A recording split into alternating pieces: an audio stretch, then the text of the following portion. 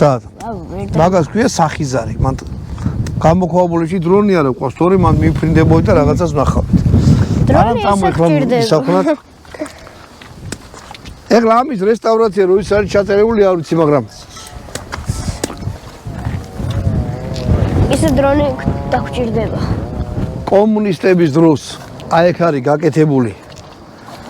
აი ესეთი რაღაცა.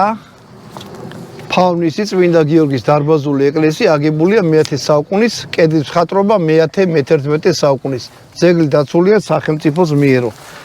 მაშინ იცავდა საბჭოთა კავშირის სახელმწიფო. ეხლა არავინ ალბათ. არა, რავია, ეკლესიაში წესით მღვდელი უნდა იყოს.